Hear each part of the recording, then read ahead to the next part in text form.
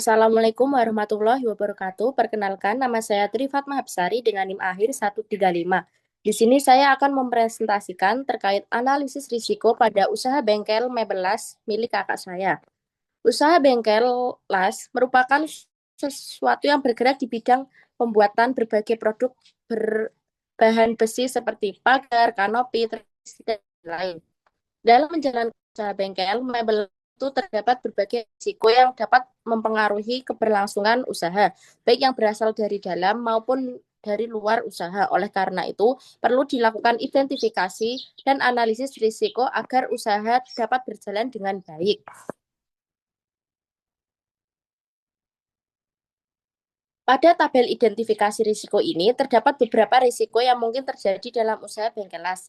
Risiko yang pertama adalah persaingan usaha yang berasal dari faktor eksternal, termasuk dalam risiko spekulatif, dengan kategori reputasi dan berdampak pada penurunan jumlah pelanggan. Risiko kedua yaitu kenaikan harga besi yang juga berasal dari eksternal dan termasuk risiko spekulatif dengan kategori keuangan, sehingga berdampak pada meningkatnya biaya produksi. Selanjutnya, risiko ketiga adalah kerusakan mesin las yang berasal dari internal dan termasuk risiko murni dengan kategori operasional yang dapat menyebabkan proses produksi menjadi terhambat. Risiko keempat yaitu keterlambatan pesanan yang juga berasal dari internal dan termasuk risiko murni dengan kategori operasional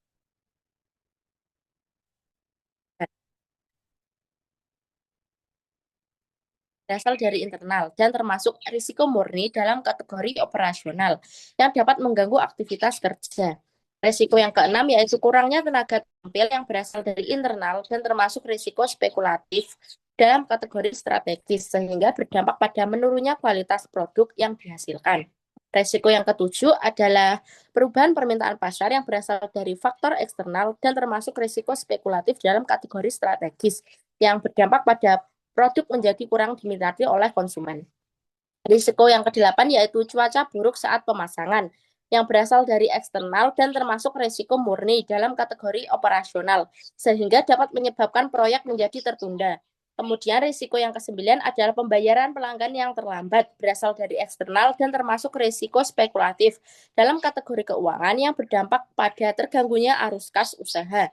Terakhir yaitu risiko komplain pelanggan yang berasal dari internal dan termasuk risiko spekulatif dalam kategori reputasi yang dapat menyebabkan menurunnya kepercayaan pelanggan terhadap usaha. Risiko mana yang paling berbahaya? Yaitu risiko yang paling berbahaya dalam usaha bengkel adalah kecelakaan kerja pada karyawan. Hal ini karena pekerja las memiliki tingkat risiko yang cukup tinggi, seperti terkena percikan api, luka akibat alat tajam, atau tersengat listrik. Jika terjadi kecelakaan kerja, tidak hanya berdampak pada kesehatan karyawan, tetapi juga dapat menghambat proses produksi dan menimbulkan kerugian bagi usaha. Apakah semua risiko harus dihindari?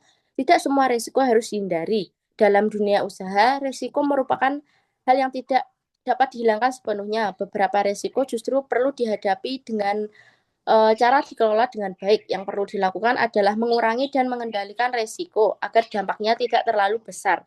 Misalnya dengan melakukan perawatan alat secara rutin, memberikan pelatihan kepada pekerja, serta menggunakan alat keselamatan kerja. Jika saya sebagai manajer, strategi apa yang akan saya ambil yaitu satu, meningkatkan kualitas produk agar mampu bersaing dengan bengkel lain. Yang kedua, melakukan perawatan alat secara rutin untuk mencegah kerusakan mesin. Yang ketiga, yaitu memberikan pelatihan kepada pekerja agar lebih terampil dan memahami keselamatan kerja. Menggunakan alat pelindung diri atau APD seperti sarung tangan, kacamata las, dan sepatu keselamatan untuk mengurangi risiko kecelakaan kerja. Mengatur keuangan usaha dengan baik agar arus kas tetap stabil. Dan yang terakhir, membangun hubungan baik dengan pelanggan agar kepercayaan dan loyalitas pelanggan tetap terjaga.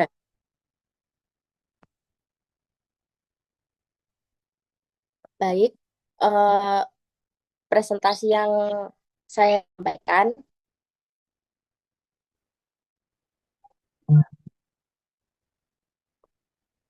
saya akan menanyakan dengan Mbak Laila, memberi pertanyaan dengan Mbak Laila.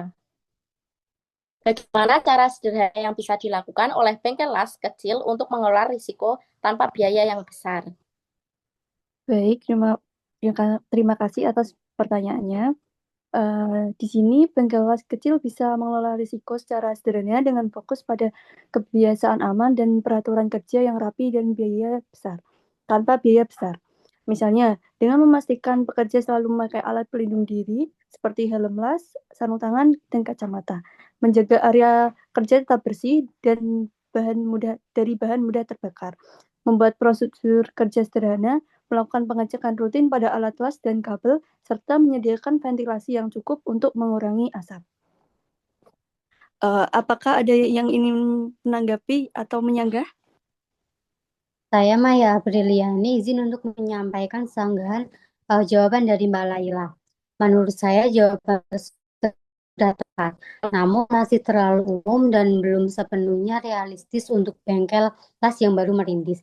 Contohnya penggunaan bahan baku yang baik dan pemberian garansi memang penting, tetapi hal tersebut bisa menambah biaya operasional di awal.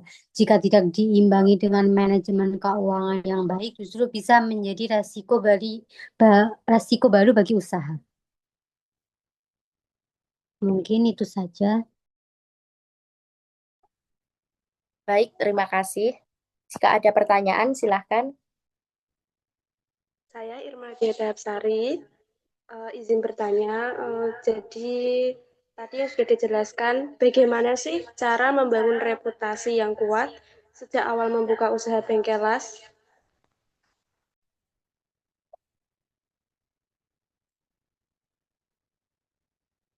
Baik, terima kasih atas pertanyaannya, Mbak Irma. Izin menjawab, bagaimana sih cara membangun reputasi yang kuat sejak awal membuka usaha?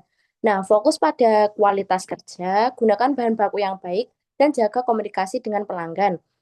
Pastikan garansi dan versi after yang memuaskan, bangun reputasi lewat ulasan positif, dan rekomendasi dari pelanggan puas. Apakah bisa diterima? Ya, terima kasih. Sekian presentasi dari saya. Saya tutup. Wassalamualaikum warahmatullahi wabarakatuh. Betul, betul. Emang aku nyambung nggak sih? Kok malah jawabannya ini apa? Garansi-garansi.